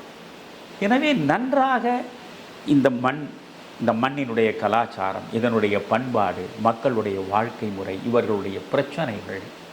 இப்பொழுது தமிழ்நாட்டில் ஒரு அமைச்சராக இருக்கிறாருன்னா தமிழ்நாட்டில் இருக்கக்கூடிய அத்தனை மாவட்டங்களையும் அவர் அறிந்து வைத்திருக்க வேண்டும். ஒவ்வொரு மாவட்டத்திற்குள் ஒரு விதமான பிரச்சனைகள் இருக்கும். அதனால் நான் திட்டக்குழுவில் இருக்கிற பொழுதே கூட கலைஞரோடு பேசுகிற பொழுது நான் ஒன்று சொல்லியிருக்கேன். எப்பொழுதும் ஒரு கல்வி அல்லது தொழில் இப்படி எல்லாமே இருந்தால் இந்த ஹோலிஸ்டிக் அப்ரோச் என்று சொல்லுவான். முழுமையாக ஒரு திட்டத்தை கொடுப்பது. தமிழ்நாடு முழுவதுக்கும் உள்ள ஒரு கல்வியை மேம்படுத்துவதற்கு இந்த திட்டங்களை கொண்டு வருவது, தொழிலை மேம்படுத்த இந்த திட்டங்கள் கொண்டு வருவது. நான் அதை சொன்னேன், அந்த ஹோலிஸ்டிக் அப்ரோச் என்பது தப்பு. நீங்கள் கன்னியாகுமரி மாவட்டத்தை எடுத்தால் கற்றவர்கள் எண்ணிக்கை 100 விழுக்காடுக்கு கிட்டேயே இருக்கும். விழுப்புரம் மாவட்டத்தில் போய் பார்த்தீங்கன்னா கற்றவர்கள் எண்ணிக்கை 35 விழுக்காடுக்கு கீழேயே இருக்கும். ஒரு மாவட்டத்தில் கற்றவர்கள் எண்ணிக்கை மிக குறைவாக இருக்கும், ஒரு மாவட்டத்தில் ஏராளமாக கற்றவர்கள் இருப்பாங்க. அப்போ ஒரே மாதிரியான ஸ்கேலை வச்சுக்கின்னு எல்லா மாவட்டங்களுக்கும் நீங்கள் அளவு செய்யக்கூடாது. இப்பொழுது பாருங்கள், தென் மாவட்டங்களில் தொழில் வளர்ச்சியே கிடையாது. எல்லா தொழில் வளர்ச்சியும் சென்னையை சுற்றி இருக்கக்கூடிய புறநகர் பகுதிகள் விட்டால் நீங்கள் கோவையை சுற்றி இருக்கக்கூடிய பகுதிகள் இல்லையா? இது மாதிரி இப்போ மதுரையை எடுத்துக்கொள்ளுங்களேன். மதுரை தொழில் வளர்ச்சி என்னைக்கு பார்த்தது? மதுரையை சுற்றி இருக்கக்கூடிய பகுதிகள்லாம் தொழிலில் வளர்ந்துருச்சா? இப்போ நீங்கள் தென் மாவட்டங்களில் ஏன் வன்முறை அதிகமாக இருக்கிறது? சாதிய உணர்வு ஏன் மேலோங்கி நிற்கிறது? கலவரங்கள் ஏன் அடிக்கடி நடக்கின்றன? யோசிச்சு பாருங்கள். அவர்களுக்கு உரிய வாழ்வாதாரங்கள் இல்லை. எனவே அவர்களுடைய அடிப்படை தேவைகளை நிறைவேற்றி கொள்ளக்கூடிய அளவுக்கு ஒவ்வொருவனுக்கும் ஒரு வேலை, அவனவன் கல்வியை பெறக்கூடிய சூழல், அவனுக்கான முன்னேற்றம் என்பதெல்லாம் சரியான முறையில் சென்று சேர்ந்திருந்தால் பிரச்சனை இல்லை. இது என்ன சொல்கிறதுன்னா, இது வளர்ச்சி என்பது வேறு, வீக்கம் என்பது வேறு. இன்றைக்கு இருக்கக்கூடியது, இன்னைக்கு இந்தியா ஒட்டுமொத்தமாக நான் சொல்கிறேன், மோடி அரசு உட்பட சொல்கிறேன், ஆஹா இந்தியா வளர்ந்து விட்டது, வல்லரசாகி இந்த நாளைக்கே வல்லரசாகிவிட போகிறது, அதெல்லாம் சும்மா. இன்றைக்கும் இந்தியாவில் எத்தனையோ ஆயிரக்கணக்கான கிராமங்களில் மக்கள் அடிப்படை வாழ்வாதாரங்களை இழந்து தான் இருக்கிறார். ஒப்பீட்டளவில் மோடியினுடைய அரசு எவ்வளவோ சாதனைகளை செய்திருக்கிறது, அதை நான் மறுக்கலை. ஆனால் இன்றைக்கும் வாழ்வாதாரமே பிரச்சனையாகிவிட்ட மனிதர்கள், 3 வேளை சோறு முழுமையாக கிடைக்காதவர்கள் இந்தியாவில் இன்றைக்கும் இருக்கிறார்கள். அந்தந்த இடத்தில் என்னென்ன பிரச்சனை என்று பார்த்து தனித்தனியாக நீங்கள் ஸ்டேட் வைஸ் ஒரு பட்ஜெட் என்பதில் டிஸ்ட்ரிக்ட் வைஸ் பார்வை இருக்கணும். இப்படி நீங்கள் எல்லாம் தெரியணும். ஓரளவு அரசியல் முன்னே இருந்தவர்கள் யார் யார், அவர்கள் என்னென்ன செய்தார்கள், அவர்கள் காலத்தில் என்ன நடந்தது, இப்போ நாம் என்ன வேணும், மக்கள் தேவை என்ன, மக்களுக்கான பிரச்சனை என்ன, அவற்றுக்கான தீர்வு என்ன, இவை குறித்த அறிவெல்லாம் இருக்க வேண்டும். ஒரு இளைஞன் என்பதற்கு பாருங்கயா, இந்த அமைச்சரவையை பார்த்தா எல்லாம் சின்ன சின்ன பசங்க என்ன அழகாக உட்கார்ந்து இருக்காங்க. அதல்ல, இந்த சின்ன சின்ன பிள்ளைகளுக்குள்ளே எவ்வளவு பெரிய பெரிய கனவுகள் இருக்கின்றன, இந்த சின்ன சின்ன இதயங்களுக்குள்ளே எவ்வளவு பெரிய பெரிய இமாலய லட்சியங்கள் இருக்கின்றன, இந்த சின்ன சின்ன அந்த மனதுக்குள்ளே எவ்வளவு விதமான மக்கள் நலன் சார்ந்த சிந்தனைகள் ததும்புகின்றன. அதுதான் முக்கியம். அந்த மாதிரி அளவுகோலை வைத்துக்கொண்டு இன்றைய இளைஞர்களால் அமைக்கப்பட்டிருக்கிற இந்த அமைச்சரவையை பார்க்கிற பொழுது மகிழ்ச்சி அடைகிற மாதிரி ஒன்றும் இல்லை. துடுக்குத்தனமாக பேசுவது, அரைகுறையாக பிரச்சனைகளை புரிந்து கொண்டு பேசுவது, எந்த ஒன்றுக்கும் சரியான தீர்வை தருவதற்கு தெரியாமல் தடுமாறுவது, இந்த நிலையில் தான் இருக்கிறார்கள். காலநடையில் அவர்கள் கற்றுக்கொள்வார்கள் என்று நாம் ஆறுதல் அடையலாம். காலநடையில் அவர்கள் கற்றுக்கொள்ள வேண்டும். ஆனால் அதற்காக ஊழலை எப்படி வளர்ப்பது, யாருக்கும் தெரியாமல் பணத்தை எப்படி சம்பாதிப்பது என்று இன்று தெரியாமல் காலநடையில் அவர்கள் கற்றுக்கொள்ளக்கூடியவர்களாக வந்துவிடக்கூடாதே என்கிற கவலை தான் எனக்கு. நீங்கள் அரசியலிலிருந்து முழுமையாக வெளிவந்து விட்டீர்கள். எழுத்துப்பணி, மேடை பேச்சு, அரசியல் பணிகள் என்று பரபரப்புடன் இயங்கிக் கொண்டிருந்த நீங்கள் இப்போது பெரும்பாலும் வீட்டிற்குள்ளேயே தான் இருக்கிறீர்கள். உங்கள் மனைவி இறந்த பிறகு உங்களுடைய நேரத்தை நீங்கள் எப்படி கழிக்கிறீர்கள்? என்னுடைய மனைவியோடு எல்லாமே போய்விட்டது வாசுகி. அதாவது சும்மா மனைவியோடு அறுசுவை போம் அப்படின்லாம் ஒரு வரியில் சொல்லிட்டு கடந்து போகிற வாழ்க்கை இல்லை என் வாழ்க்கை. 51 ஆண்டுகள் நானும் என் மனைவியும் சேர்ந்து நடத்திய தாம்பத்திய வாழ்க்கை. அதில் என் பிள்ளைகள் இருவருமே திருமணம் ஆகி அவர்கள் தனித்தனியாக சென்று விட்ட நிலையில் 26 ஆண்டுகள் ஏறக்குறைய நாங்கள் ஒருவரை ஒருவர் சார்ந்து இருவர் மட்டுமே வாழ்ந்திருக்கிறோம். என்னுடைய தேவை என்ன என்பதை பார்த்து பார்த்து என்னை பராமரித்த தெய்வம் அவள். என்னுடைய வரட்டுத்தனமான லட்சியங்களுக்கெல்லாம் உடன்பட்டு வாழ்ந்தவள். சின்ன சின்ன ஆசைகளை கூட வெளிப்படுத்தினால் இவனுக்கு சிரமம் வருமே என்று நினைத்து எந்த ஆசையையும் வெளிப்படுத்தாதவள். இறக்கும் கடைசி நிமிடம் வரையில் என்னை மட்டுமே சிந்தித்து எனக்காகவே வாழ்ந்து கண்மூடியவள். எனவே அவள் மறைந்த அந்த கணத்திலேயே நான் மறைந்து விட வேண்டும் என்பதுதான் என் தவமாகவும் இருந்தது. ஆனால் அது நடக்கவில்லை. நான் பல கல்லூரிகளில் பல இளைஞர்களிடம் பேசுகிற போது சொல்லுவேன், உலகத்தில் இறைவனுடைய படைப்பில் எண்ணற்ற ஜீவராசிகள் உள்ளன. மனித இனத்தை தவிர மற்ற எந்த இனமும் தற்கொலை செய்து கொள்வது கிடையாது. ஒரு விலங்கு தற்கொலை செய்து கொண்டதாகவோ ஒரு பறவை தற்கொலை செய்து கொண்டதாகவோ தகவல் கிடையாது. மனிதர்கள் மட்டும்தான் தற்கொலை செய்து கொள்கிறோம். அதில் இருந்து நாம் விடுபட வேண்டும் என்று எவ்வளவோ பிள்ளைகளுக்கு நான் சொல்லியிருக்கேன். அதனால் நான் தற்கொலை செய்து கொள்ளவில்லை, அவ்வளவுதானே தவிர என் வாழ்க்கை முழுமையடைந்து விட்டது என்ற நிலைக்கு நான் வந்துவிட்டேன். பாரதி அதிகபட்சம் 39 ஆண்டுகள் தான் வாழ முடிந்தது. எனக்கு 2 மடங்கு வாழ்க்கை இறைவன் கொடுத்தான். இப்பொழுது 78வது வயது எனக்கு நடந்து கொண்டிருக்கிறது. இனிமேல் இந்த மண்ணில் வாழ வேண்டும் என்ற ஆர்வம் எனக்கு இம்மியளவும் இல்லை. என் மனைவி போன இடத்திற்கு நானும் போய் சேர்ந்து விட வேண்டும் என்பது போலத்தான் எனக்குள்ளே ஒரு தவிப்பு இருக்கிறது. என்றால் என்னை ஈர்க்கிறார் போல் ஒரு அரசியல் களம் இல்லை. இதை நான் பார்த்து விட்டேன். நான் எப்படிப்பட்ட அரசியல் களத்திலிருந்து வந்து இன்றைக்கு சந்தர்ப்பவாத சாகசங்களை மட்டுமே அரசியலாக்கிவிட்ட அற்ப உலகமாக அது மாறிவிட்டது. அதை பார்க்கிற பொழுது எனக்கு மனம் கொந்தளிக்கிறது. எனவே இது போன்ற அரசியல் உலகத்தில் போய் நாம் நிற்க. அன்றைக்கு லட்சியம் இருந்தது, கொள்கை இருந்தது, கோட்பாடு இருந்தது. இன்றைக்கு எதுவுமே கிடையாது. எனக்கு என்ன கிடைக்கும்? இந்த கட்சி ஆட்சியில் இருக்கிற வரை எனக்கு எல்லாம் கிடைத்தது, இனி இது ஆட்சிக்கு வரப்போகிற வாய்ப்பே இல்லை என்ற அடுத்த நிலையிலேயே இந்த கட்சி தானே என்னை வளர்த்தது, இந்த கட்சி தானே எனக்கு செல்வத்தை கொண்டு வந்து குவித்தது, இந்த கட்சி தானே எனக்கு அதிகாரத்தை வழங்கியது, இந்த கட்சியால் தானே நான் அலங்கார மனிதனாக ஊர்வலம் வந்தேன், இன்றைக்கு இந்த கட்சி விழுந்து கிடந்தாலும் இந்த கட்சியோடு தான் நான் அழிந்து போவேன் என்று நினைக்கக்கூடியவர்கள் இன்றைக்கு இல்லை. உடனே எங்கே வளமான இடம் என்று தேடி ஓடுகிற இங்கும் அங்குமாக அலையக்கூடிய அற்ப மனிதர்களைத்தான் நான் பார்க்கிறேன். இதுதான் அரசியல் உலகம். இந்த அரசியல் உலகத்தில் நான் கால் எடுத்து வைத்து என்னை அழுக்குப்படுத்தி கொள்ள விரும்பவில்லை. முற்றாக நான் வெளியே வந்துட்டேன். சரி, முழுமையாக நாம் தமிழ்நாடு முழுவதும் சென்று இலக்கிய மேடைகளில் ஆழங்காற்பட்ட தமிழை மக்களிடம் கொண்டு போய் சேர்க்கலாம் என்று நினைத்தால் அதை கேட்பதற்கு ஆள் இல்லை, அதற்கான மேடை இல்லை. நீங்கள் தமிழ் பேராசிரியர்களாக இருக்கக்கூடியவர்கள் 20 ஆண்டுகள் 30 ஆண்டுகள் என்று பேராசிரியர்களாக இருந்தவர்கள், இருந்து பணியாற்றி ஓய்வு பெற்றவர்களே கூட இன்றைக்கு சிலப்பதிகாரம் பேசுகிறார்களா, கம்பராமாயணம் பேசுகிறார்களா, பெரிய புராணம் பேசுகிறார்களா, புறநானூறு பேசுகிறார்களா, கலித்தொகையை சொல்கிறார்களா, திருக்குறளை மேடை தோறும் முழங்குகிறார்களா? எதுவும் கிடையாது. மலினமான குடும்ப உறவுகள், அவற்றில் உள்ள சிக்கல்கள், இவற்றை பற்றியெல்லாம் மேடை போட்டு பேசி சிரிக்க சிரிக்க மக்கள் எந்த அளவுக்கு சிரிக்கிறார்களோ அந்த அளவுக்கு நாம் வெற்றிகரமான பேச்சாளர் என்று நினைக்கிற அளவுக்கு ஸ்டாண்டப் காமெடி.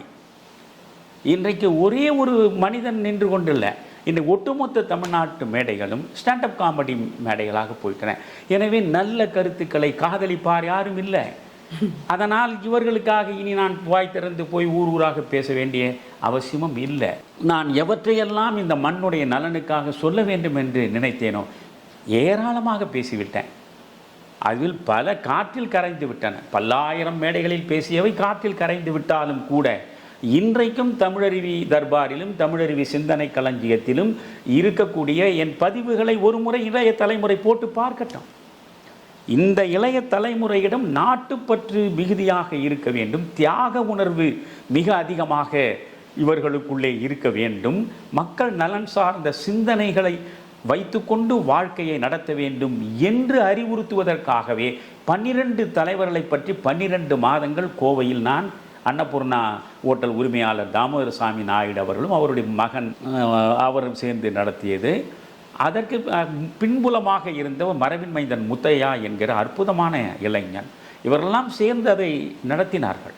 அந்த இன்றைக்கும் இந்த அன்னபூர்ணாவில் தாமோதரசாமி நாயுடு மகன் சீனிவாசன் அவர்களெல்லாம் அந்த நல்ல கருத்துக்கள் போய் சேர வேண்டும், அதற்காக நீங்கள் வாருங்களையா என்று சொல்லுவார்கள். அப்படி பேசியது தான் இன்றைக்கு உலகம் முழுவதும் நீங்கள் எங்கே போனாலும் ஐயா நான் ஜீவா பேச்சை உங்களுடையது கேட்டு நெகிழ்ந்து போனேன் என்பான். நான் காந்தி தொடங்கி நேருவிலிருந்து ஜேபியிலிருந்து நீங்கள் ஜெயபிரகாஷ் நாராயணனை பற்றி நான் பேசியதெல்லாம் தயவுசு கேட்க வேண்டாம்.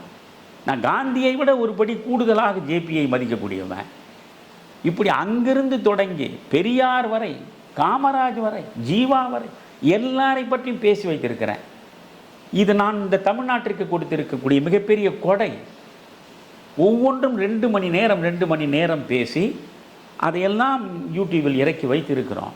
இப்படி சொல்ல வேண்டியதெல்லாம் சொல்லி இருக்கிறேன், எழுத வேண்டியதை எல்லாம் எழுதிட்டேன். நான் இப்பொழுதும் சொல்கிறேன், நான் பெருமிதத்தோடு சொல்கிறேன். பாரதியாருடைய படைப்புகளை பற்றி பெரும்பாலும் எழுதினா அவருடைய கவிதைகளை மட்டுமே மையமாக வைத்து கொண்டு தான் எல்லாரும் எழுதுவார்.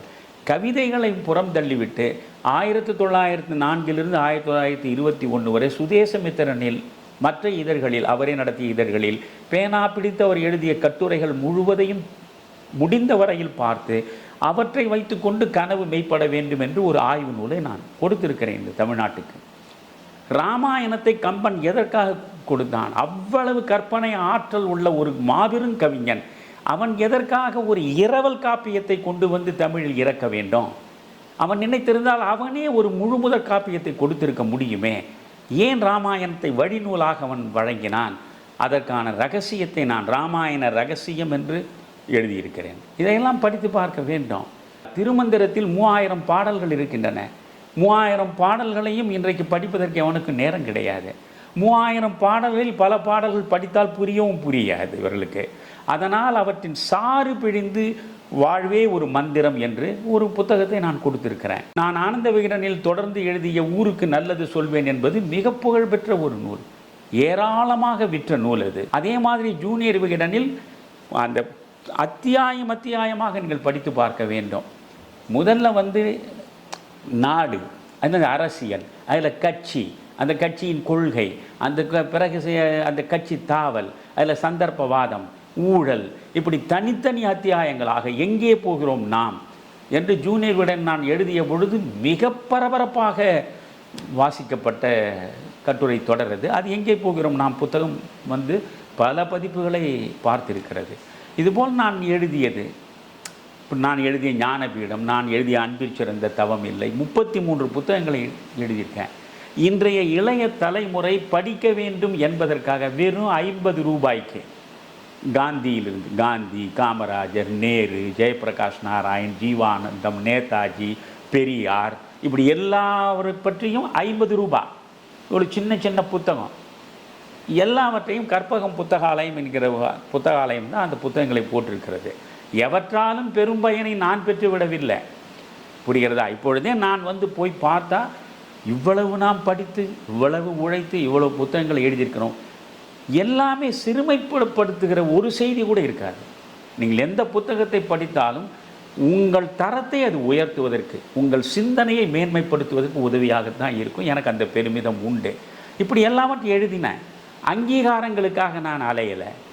என்னைக்கென்று ஒரு பெரிய புகழ் வேணும், விளம்பரம் வேணும், எனக்கு தலையில் மகுடத்தை வைக்கணும், நிறைய பணம் எதுவுமே இல்லை. ஊருக்கு உழைத்திடல் வேண்டும். பாரதி மாதிரி சொன்னவன் கிடையாது இல்லையா? யாகம் என்றால் என்ன, யோகம் என்றால் என்ன என்பதற்கு எவனோ எத்தனையோ விளக்கம் சொல்லியிருக்கான். ஊருக்கு உழைத்திடல் யாகம், பிறர் நலம் ஓங்கிடுமாறு வாழ்வது தான் உங்களுக்கு மிக முக்கியமானது. அதனால் பிறர் நலம் ஓங்கிடுமாறு வாழணும். அந்த வாழ்க்கையை நான் பூரணமாக வாழ்ந்திருக்கிறேன்ற பெருமிதமும் இருக்குது. என்னை பொறுத்தவரை என் வாழ்க்கை முடிந்து விட்டது. நான் எந்த நோக்கங்களுக்காக இறைவனால் படைக்கப்பட்டேனோ அந்த நோக்கங்களை என்னால் முடிந்தவரை நான் முடித்து விட்டேன். எனக்குள் இருக்கிறது சொன்னால் நீங்கள் யாரும் வருத்தப்படாதீங்க. நான் இன்னும் ஒரு 7 ஆண்டுகள் தான் இருப்பேன். என்னடா ஒரு ஞானியைப் போல இவன் சொல்கிறானே என்று நினைக்காதீங்க. எனக்கு இப்பொழுது 78 வயது ஆகிறது. இன்னும் ஒரு 7 ஆண்டுகள் இந்த மண்ணில் அதிகபட்சம் நான் இருப்பேன். அதற்குள்ள எவற்றையெல்லாம் மக்களுக்கு நல்லனவற்றை கொண்டு சேர்த்து விட வேண்டும் என்ற தவிப்பு இருக்குது, தாகம் இருக்குது. ஆனால் அதை பயன்படுத்தி கொள்ள தமிழன் இல்லை. வழக்கமாக என் மனைவி இருக்கிற போது ஆரோக்கியம் இல்லாத சூழலில் இருந்தனால் நான் எப்பொழுதும் காலையில் எழுந்து பல் துலக்கி விட்டு முதல் வேலை அவளுக்கும் எனக்கும் சேர்ந்து தேநீர் தயாரிப்பேன். தேநீர் தயாரித்து முதலில் அவளிடம் கொண்டு போய் கொடுத்து அவள் குடித்த பிறகு நானும் தேநீரை குடிப்பேன். இன்றைக்கு அவள் இல்லை. இப்பொழுது எனக்கான தேநீரை நானே தான் தயாரிக்கிறேன். இந்த இளம்பிறை அற்புதமான கவிஞர், அவர் எழுதிய கவிதையை ஒவ்வொரு நாளும் நினைத்தபடி தான் தேநீர் போடுவேன். உலகத்திலேயே மிகப்பெரிய துயரம் தனக்கான தேநீரை தானே தயாரிப்பது என்று அந்த அம்மா எழுதியிருப்பாங்க. அதுபோல் காலையில் எழுந்து இப்பொழுது தேநீர் போட்டு காலையில் குடிப்பேன். குடித்த பிறகு ஆசனங்கள் போடுவது, அது வந்து நான் 1966 தொடர்ந்து போடுறேன். ஏறக்குறைய 60 ஆண்டுகளாக ஆசனங்கள் போடுவேன். பிறகு உங்களுடைய தயவால் நான் பெற்ற அந்த ரவிசங்கர் குருஜியுடைய சுதர்சன கிரியா அந்த கிரியா முழுவதையும் செய்வேன். அதற்கு பிறகு கஞ்சி, ஓட்ஸ் கஞ்சி போட்டு குடிப்பேன். எங்களிடம் ஒரு 16 ஆண்டுகளாக மிகுந்த விசுவாசத்தோடு பணியாற்றக்கூடிய பெண்மணி இருக்கிறார். அவரும் அவருடைய மகளும் இப்பொழுது வருவாங்க. என் மனைவியை அப்படி நேசித்தவர்கள் அவர்கள். அப்படி அவர்களுக்காக என் மனைவி அவ்வளவு நலன்களை பராமரித்திருக்கிறாள். அதனால் அவர்கள் வந்து ஒரு 45 நிமிடத்தில் எனக்கு வேண்டியது ஒரு கவளம் சோறு தான். கொஞ்சம் ஒரு சாம்பாரோ, நீங்கள் சாம்பார் ரசம் தயிர் அப்படியெல்லாம் கிடையாது. ஒரு சின்ன சாம்பார் இல்லைன்னா ஒரு ரசம், அவ்வளவுதான். ஒரு சின்ன பொரியல் வைத்து விட்டு ஒரு 40 நிமிடத்துக்குள்ளே வீடு பெருக்கி சுத்தப்பட்டு அவங்க போயிடுவாங்க. அதற்கு பிறகு நான் வந்து இந்த உட்கார்ந்துருவேன், புத்தகத்தை எடுத்துங்க. புத்தகம் மட்டும் இல்லை என்றால் வாசுகி, என் மனைவிக்கு பிறகு நான் இவ்வளோ காலம் இருந்திருக்க மாட்டேன். நான் ஒன்று எங்கேயாவது பைத்தியகார ஆஸ்பத்திரியில் தான் இருந்திருப்பேன். என்னை காப்பாற்றி வைத்திருப்பதெல்லாம் புத்தகங்கள் தான். என் வீடு முழுவதும் கிடைக்கக்கூடிய புத்தகங்கள் ஏராளம். அவற்றை முழுவதுமாக சுமக்க முடியவில்லை என்று ஆயிரக்கணக்கான புத்தகங்களை அடுத்தவர்களுக்கு நான் கொடுத்துட்டேன். புத்தகங்களை வைத்துக்கொண்டு 2 மணி வரை படிப்பேன். தொலைக்காட்சியை நான் பெரும்பாலும் பார்ப்பதில்லை. என்றால் அந்த தொலைக்காட்சியில் ஒரு நல்ல படம், நல்ல பாடல்களை அவளோடு சேர்ந்து தான் நான் எப்பொழுதும் பார்ப்பேன். அவள் நல்ல ரசிப்பாள் என் கூட உட்காந்து. இப்பொழுது அதை பார்க்கும்போதே அவள் இல்லை என்கிற உறுத்தலில் உடனே மூடிடுவேன். முன்னே நிறைய பார்ப்போம் நீங்கள் 2 பேரும் பழைய படங்கள். இப்போ நான் பழைய படங்களெல்லாம் உங்களுக்கு சொல்கிறதெல்லாம் அந்த காலத்தில் நிறைய பார்த்தது தான். இப்போ வந்து நம்ம தமிழ் தர்பாரில் சொல்லணுமென்றதுக்காக ஒரு முறை மீண்டும் அதை போட்டு பார்த்துட்டு வருவேன். அதனால் பெரும்பாலும் தொலைக்காட்சி பக்கமாக போகிறதில்ல. புத்தகம் 2 மணி வரைக்கும் படிப்பேன். 2 மணிக்கு கொஞ்சம் அந்த அம்மா சமைச்சு வச்சுட்டு போனேன் சாப்பாடு சாப்பிடுவேன். அதற்கு பிறகு மீண்டும் தூங்க மாட்டேன். பகல் தூக்கம் என்பது எனக்கு கிடையாது. மீண்டும் புத்தகத்தில் போய் மூழ்கிடுவேன். 5:30 மணி வரை புத்தகம் படிப்பேன். வீட்டு வாசலை விட்டு வெளியே வராமலேயே இருப்பவன் நான். உங்களுடைய கடுமையான முயற்சியினால தான் இப்பொழுது அந்த 5:30 மணிக்கு அங்கேருந்து வெளியே வந்து அந்த இந்த ஐஏஎஸ் ஆஃபீஸர்ஸ் கட்டடங்களுக்கு பக்கத்தில் இருக்க பூங்காவில் மாலை நேரத்தில் நடைப்பயிற்சிக்கு வரேன்.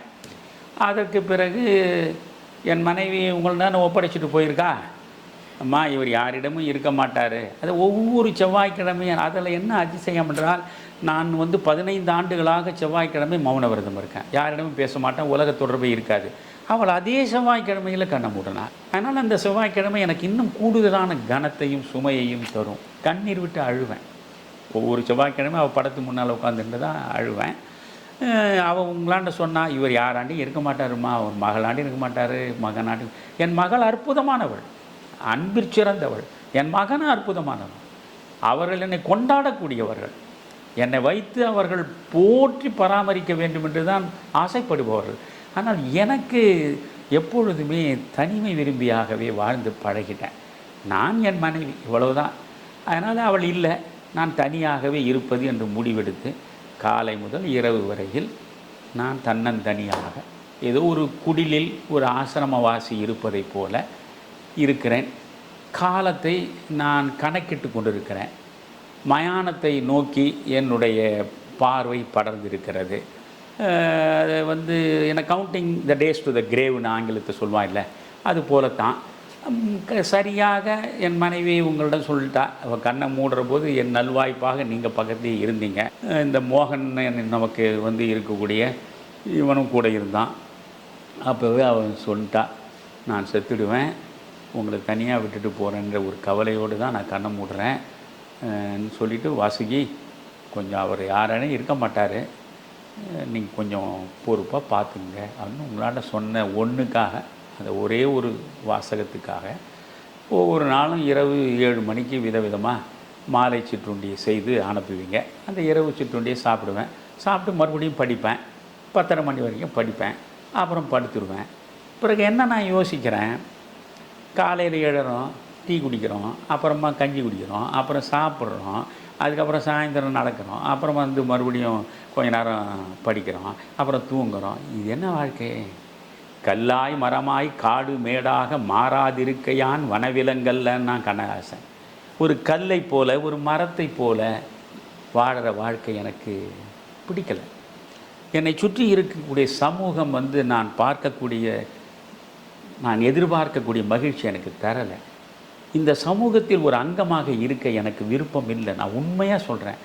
இந்த நொடி இந்த மண்ணை விட்டு போவது என்றால் இதை விட வரம் எனக்கு இறைவன் வேறு எதையும் தர முடியாது என்பது தான் என் வாழ்க்கை. தயவு செய்து இந்த எல்லாம் வந்து நீங்கள் இது அபசுகனமாக இருக்க அது இதுன்னு வெட்டி போட்டுறாதீங்க.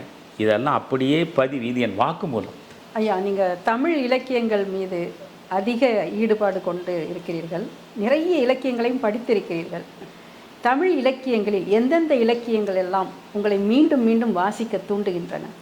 உங்கள் வாழ்வியலை நீங்கள் வளமாக வைத்துக்கொள்ள வேண்டும் என்றால், ஒரு சரியான பாதையில் உங்கள் சிந்தனை செலுத்தப்பட வேண்டும் என்றால், நீங்கள் திரும்ப திரும்ப திரும்ப திருக்குறளை வாசித்து கொண்டே இருக்க வேண்டும். எனவே தீரா காதலோடு நான் திருக்குறளை வாசித்து கொண்டே இருப்பேன். திருக்குறள் சார்ந்து யார் என்னென்ன எழுதியிருந்தாலும், வாசுப்பா மாணிக்கத்திலிருந்து டாக்டர் மூவாவிலே இருந்து நேற்று கண்மூடிவிட்ட தமிழண்ணல் வரை யார் எழுதியிருந்தாலும் அவற்றையெல்லாம் பொக்கிஷமாக தேடி வைத்திருக்கிறேன். அவற்றுக்குள்ளே மூழ்கி விடுவேன். திருக்குறள் எனக்கு மிகவும் நெஞ்சுக்கு நெருக்கமானது. தமிழ் எவ்வளவு இனிமையும் நீர்மையும் தமிழ் எனலாகும் என்பான். எவ்வளவு இனிமையானது தமிழ் என்பதை நீங்கள் உணர வேண்டும் என்றால் கம்பனுக்குள்ளே போகணும். கம்பராமாயணத்தில் போனால் அதில் உள்ள உவமைகள், அதில் உள்ள கற்பனை வளம் எங்கேயுமே பார்க்க முடியாது. எனவே என் நெஞ்சுக்கு மிக மிக நெருக்கமாக எனக்கு இன்பத்தை அள்ளி அள்ளி அமுதம் போன்று வழங்கக்கூடியது கம்பராமாயணம் தான். எனவே கம்பராமாயணம் ஒரு கையில் இருக்கும், திருக்குறள் ஒரு கையில் இருக்கும். தமிழ் எவ்வளவு சுவையானது, சுகமானது, அந்த சொற்கள் எப்படி உங்களை மயக்கம்னு பார்க்கணுன்னா நீங்கள் ஆழ்வார்களை படிக்கணும். 4000 திவ்ய பிரபந்தத்திற்குள்ளே நீங்கள் போகணும். எந்த மாதிரியான தமிழ் சொற்கள் பயன்படுத்தி இருக்கிறாங்க இந்த ஆழ்வார்கள் என்று. இதெல்லாம் ஒரு சுகம். மனிதனுக்கு வாழும் காலத்திலேயே ஒரு விண்ணுலக சொர்க்கத்தை உங்களுக்குள்ளே கொண்டு வந்து சேர்க்கக்கூடியது.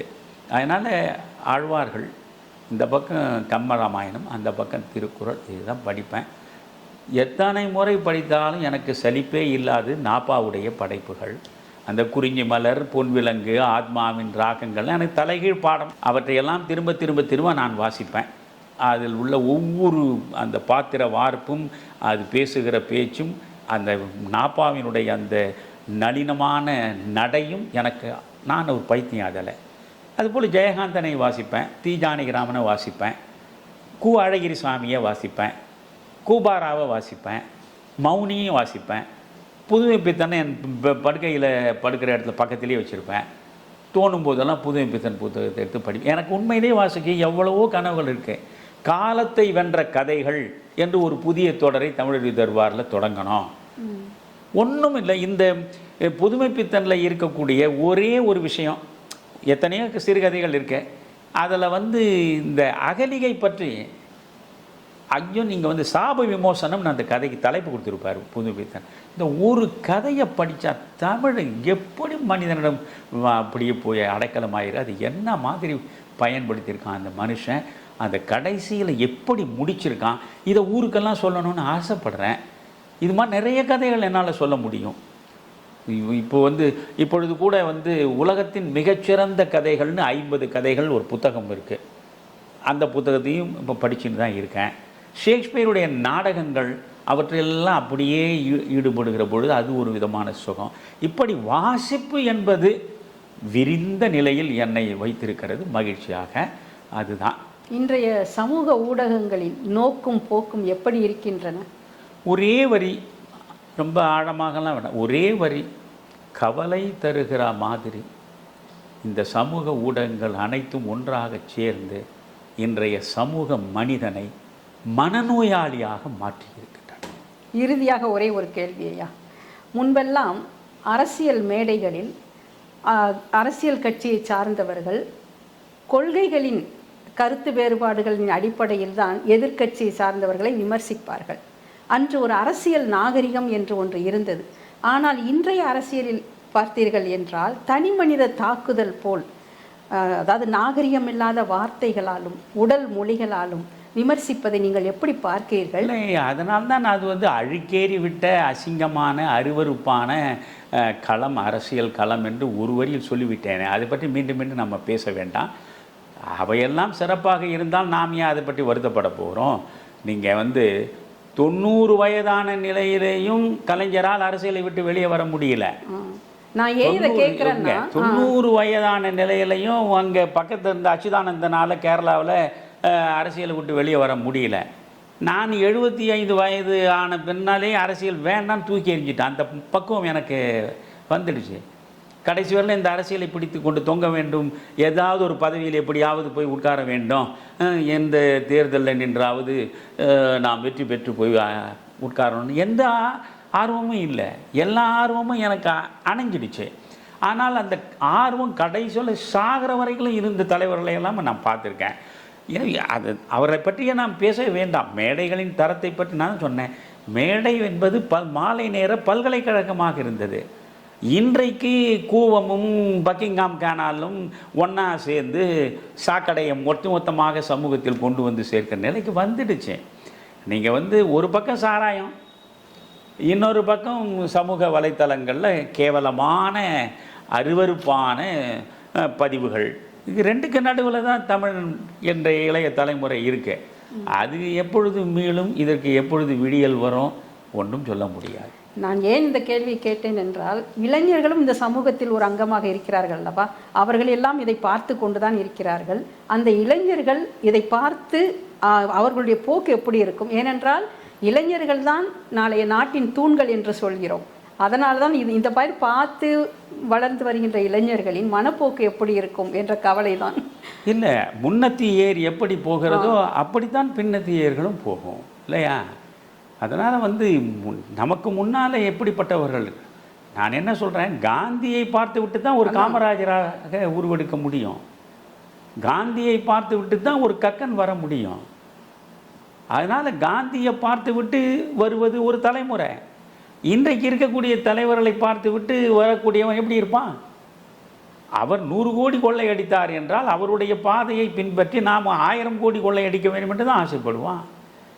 எனவே இன்றைய தலைமுறையை சரியான திசையில் வழிநடத்தி செல்வதற்கு ஆரோக்கியமான சிந்தனைகளோடு கூடிய தலைமை முதலில் வாய்க்க வேண்டும்.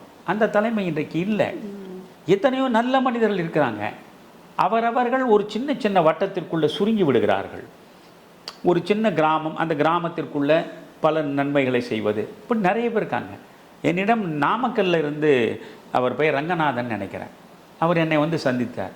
அவர் சொன்னார், ஐயா நான் வந்து எனக்கு அரசு மருத்துவமனையில் நான் டாக்டராக இருக்கேன், 1 லட்சம் ரூபாய் எனக்கு மாத ஊதியம் வருகிறது, அதில் 1 பைசாவை கூட நான் பயன்படுத்துவது இல்லை, எங்கள் குடும்பம் ஓரளவு வசதியானது, இந்த 1 லட்சம் ரூபாயை சுற்றுப்புற கிராமங்களில் இருக்கக்கூடிய ஏழை எளிய மக்களின் மருத்துவ வசதிக்கு ஒவ்வொரு முறையும் நான் பயன்படுத்தி விடுகிறேன். இப்போ இவரை யாருக்காவது தெரியுமா? இது மாதிரி எவ்வளவோ பேர் இருக்காங்க. தன்னலமற்று சமூக நலன் சார்ந்து இயங்கக்கூடிய மனிதர்கள் எவ்வளோ பேர் இருக்காங்க. ஆனால் அவர்கள் கணக்கில் வருவதில்லை. நீங்கள் முகம் தெரிந்த மனிதனாக சமூகத்திற்கு வெளிப்பட வேண்டும் என்றால் ஒன்று இழிந்த அரசியலில் இருக்க வேண்டும், அல்லது தரம் தாழ்ந்த சினிமாவில் நீங்கள் முகம் காட்ட வேண்டும். ஐயா, நீங்கள் சினிமா பார்ப்பதில் சிறு வயதிலிருந்து ஆர்வம் காட்டி வருகிறீர்கள் என்று எனக்கு தெரியும். எத்தனையோ சினிமாக்களை பார்த்திருப்பீர்கள். உங்கள் மனதை கவர்ந்த ஏதாவது ஒரே ஒரு படத்தை பற்றி மட்டும் சொல்லுங்கள். எனக்கு கொஞ்சம் ஒரு விதிவிலக்கு கொடுங்க. 2 படம் சொல்கிறேன். ஒரே ஒரு படத்தையோடு நிறுத்த விரும்பலை. 2 படம் சொல்கிறேன். வங்க மொழியில் வந்த சத்யஜித் ரேவினுடைய பதேர் பாஞ்சாலி, அதற்கு நிகரான ஒரு படம் இன்று வரை இந்திய திரைப்பட உலகத்தில் வரவே இல்லை. அந்த பதேர் பாஞ்சாலியை நீங்கள் பார்த்தால் ஒரு வறுமையினுடைய பிடியில் சிக்கி கிடக்கக்கூடிய ஒரு குடும்பத்தின் சீரழிவை அது மாதிரி நீங்கள் காட்சிப்படுத்தவே முடியாது. அதில் ஒவ்வொரு கதாபாத்திரமாக வாழ்ந்திருப்பார். சின்ன பெண் பிள்ளையிலிருந்து வயதான மூதாட்டி வரை ஒவ்வொரு கதாபாத்திரம் நெஞ்ச உருக வைக்கும். ஒரே படம்னு கேட்டிங்கன்னா என்னுடைய முதல் சாய்ஸை பதேர் பாஞ்சாலி. அது மாதிரி தமிழில் ஒரே படம்னு நீங்கள் என்ன கேட்டிங்கன்னா நாகேஸ்வராவும் சாவித்திரியும் நடித்த தேவதாஸ். தேவதாஸுக்கு இணையான ஒரு படம் இன்று வரை வரவில்லை. நாகேஸ்வரா மாதிரி எத்தனையோ பேர் குடிகாரர்களாக நடித்து விட்டார்கள். சிவாஜி கணேசன் நடிப்பின் எல்லையே தொட்டவர், அதில் மாற்று கருத்து இல்லை. அவரும் புனர்ஜென்மம் படத்தில் குடிகாரனாக நடித்திருக்கிறார் படம் முழுக்க. ஆனாலும் நாகேஸ்வர ராவுக்கு இணையாக அந்த குடிகாரன் பாத்திரத்தில் வாழ்ந்து காட்டிய ஒரு மனிதன் கிடையாது. அது வங்க மொழியில் இருக்கு சரச்சந்தருடைய நாவல் தான். அதுவும் அந்த சரச்சந்தருடைய அந்த நாவல் அது தேவதாஸ். தமிழில் இன்னும் 100 படங்கள் வரலாம். ஒரு முறை எனக்காகவாது அந்த தேவதாஸ் படத்தை பாருங்கள். அதில் உள்ள பாடல்கள், அதுக்கு எம்எஸ் விஸ்வநாதன் ராமமூர்த்தி இருக்காங்களே, இவர்களுக்கு குருவாக இருந்தவர் தான் சுப்பராமன். அவர் தான் அதனுடைய மியூசிக்கு. அந்த படத்துக்கு அவர் இசையமைத்து கொண்டிருக்கும்போது தான் எதிர்பாராத வகையில் இறப்பை தழுவிவிட்டார். என்ன பாடல்கள் அதில்! அதெல்லாம் நீங்கள் அதாவது ஒரு பாட்டையும் பற்றி நான் பேசுறதுன்னா தனியாக தேவதாஸ் பட பாடல்களை பற்றியே ஒரு மணி நேரம் விளக்கமாக நம்ம சொல்லலாம். அதனால் எனக்கு சினிமா பிடிக்கும். சில பேர் சொல்லுவா, ஐயா சினிமாலாம் பார்ப்பீங்களா? ஏதோ ஒரு அருவருப்பாக, அது ஒரு தீண்டத்தை. எத்தனையோ நல்ல படங்கள் இருக்கின்றன. இப்போ நீங்கள் ஒரு படம் கேட்டதால் தான் நான் ஒரு படம் சொல்கிறேன். எனக்கு பிடித்த நல்ல படங்கள் இந்தியில் இருக்குது. எனக்கு பிடித்த நல்ல படங்கள் தமிழில் இருக்குது. புரியுதா? வங்கத்தில் இருக்குது. சத்யஜித்துடைய படங்களில் ஒரு 3-4 படங்களை நான் ரொம்ப நெகிழ்ந்து பார்த்துருக்கேன். அதனால் அது ஒரு உலகம்தான். அது நம்முடைய சுமைகளை இறக்கி வைத்து இளைப்பாறுவதற்கு ஒரு சரியான களம். அந்த களமும் கலங்கப்பட்டு விட்டதே என்பதுதான் எனக்கு இன்றைய கவலை.